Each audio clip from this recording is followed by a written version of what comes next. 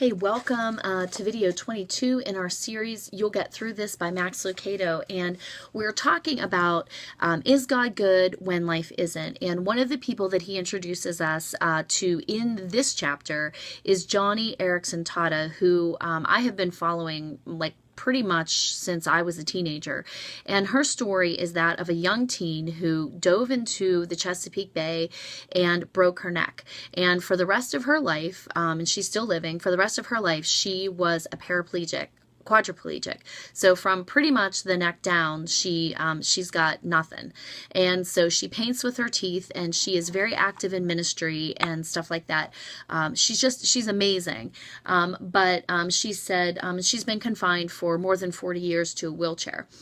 She has reached this conclusion, and she says, I figured that if Satan and God were involved in my accident, then it must be that the devil had twisted God's arm for permission. I reasoned that once God granted permission to Satan, he then nervously had to run behind him with a repair kit, patching up what Satan had ruined, mumbling to himself, oh great, now how am I going to work with this together for good? But the truth is that God is infinitely more powerful than Satan. While the devil's motive for my disability was to shipwreck my faith by throwing a wheelchair in my way, I am convinced that God's motive was to thwart the devil and use the wheelchair to change me and make me more like Christ through it all. He can bring ultimate good out of the devil's wickedness. For example, in John 9:3, God turned blindness, which is a bad thing, into a billboard for Jesus's power to heal. And we had talked before about a lady who had drawn her line in the sand, and God crossed it.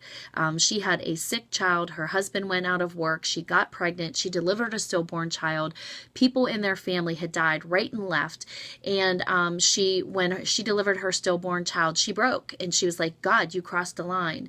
And this is what she says on her blog. She says, I have spent weeks trying to figure out why a God I so love could let this happen to my family at such a time. The only conclusion I came to was this: I have to give up my line in the sand to offer my entire life, every minute of it, every portion of it, to God's control, regardless of the outcome. My family is in God's hands. No line has been drawn. No deals have been made. I have given our lives over to the Lord, and peace has entered in where panic once resided, and calmness settled where anxiety once ruled. So our definition of good in Johnny's life is not a wheelchair. Our definition of good would be that her spine was healed. She left the hospital walking and leaping and praising God, right? So that would be our definition of good. But the lives that Johnny has touched are countless. She has a ministry that gets wheelchairs for people that need them in third world countries.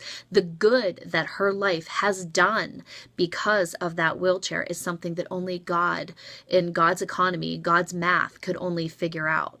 So I just want to encourage you today, wherever you are, that your definition of good and God's definition of good are different.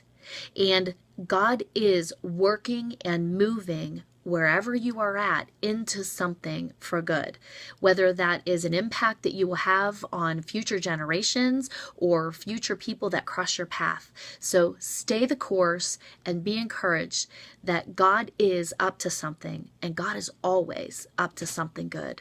God bless. Take care.